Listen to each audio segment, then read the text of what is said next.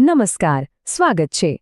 આજે છે ને આપણે એક એવા જ જબરજસ્ત કુદરતી સુપરફૂડની વાત કરવાના છીએ જે પોષક તત્વોનો ખજાનો છે.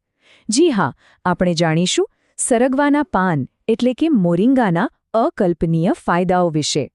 તો ચાલો શરૂઆત કરીએ સરગવાના પરિચયથી. ઘણા લોકો એને ડ્રમસ્ટિકના પાન તરીકે પણ ઓળખે છે. અને હા, એને સુપરફૂડનો દરજ્જો મળ્યો છે. પણ સવાલ એ છે કે આવું કેમ? જુઓ, સુપરફૂડનો મતલબ શું? એવો ખોરાક જે પોષક તત્વો અને એન્ટીઓક્સિડન્ટ્સથી એકદમ ભરપૂર હોય અને જેનાથી શરીરને જબરદસ્ત ફાયદા થતા હોય.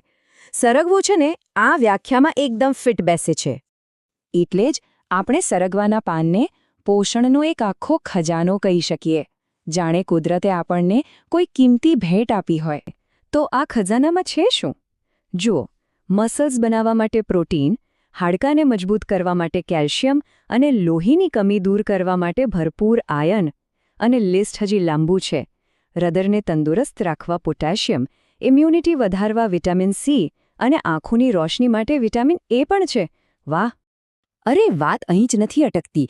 આ પાનમાં મેગ્નેશિયમ પણ છે, જે સ્ટ્રેસ ઓછો કરવામાં મદદ કરે છે.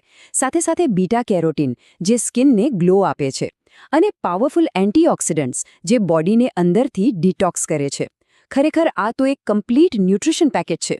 સારું, આ બધા પોષક તત્વો તો જાણી લીધા, પણ હવે સવાલ એ છે કે આનાથી શરીરને ખરેખર શું ફાયદો થાય છે? ચાલો એના પર નજર કરીએ. જો ટૂંકમાં કહીએ તો આના મુખ્ય ફાયદા છે ડાયાબિટીસ કંટ્રોલ, ઇમ્યુનિટી બૂસ્ટ, હાડકાની મજબૂતી, પાચનમાં સુધારો અને હાર્ટ હેલ્થ. ચાલો આ દરેકને થોડું ડિટેલમાં સમજીએ.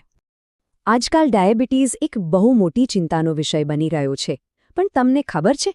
રિસર્ચ એવું કહે છે કે સરગવાના પાનનો રસ બ્લડ શુગર લેવલને કંટ્રોલ કરવામાં મદદ કરી શકે છે, જે ડાયાબિટીસના દર્દીઓ માટે તો બહુ જ મોટી રાહતની વાત છે.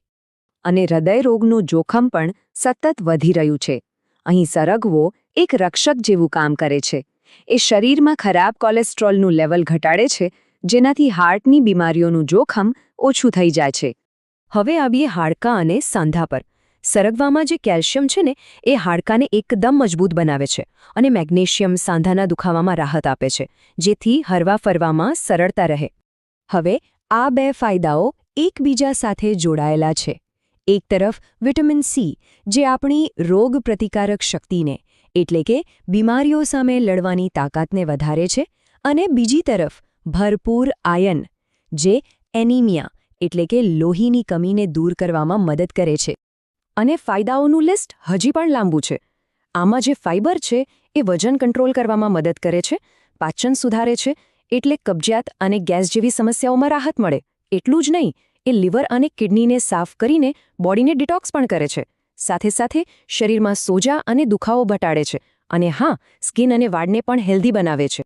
ઓકે, આટલા બધા ફાયદાઓ જાણ્યા પછી મનમાં એક જ સવાલ આવે કે આનો ઉપયોગ કરવો કેવી રીતે?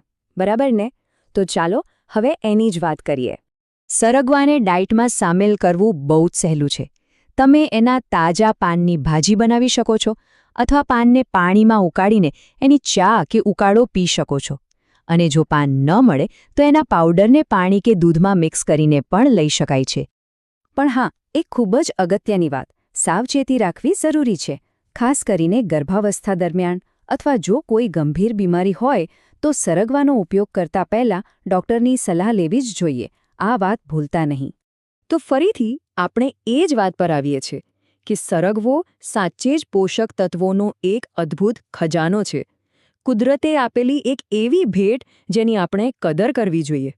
તો આ બધી માહિતી પછી એક સવાલ મનમાં જરૂર આવે કે શું આ કુદરતી ખજાનો કોઈની હેલ્થ જર્નીનો ભાગ બની શકે છે? આનો જવાબ તો દરેકના પોતાના સ્વાસ્થ્ય અને જરૂરિયાતો પર નિર્ભર કરે છે. આ વિશે જરૂર વિચારજો.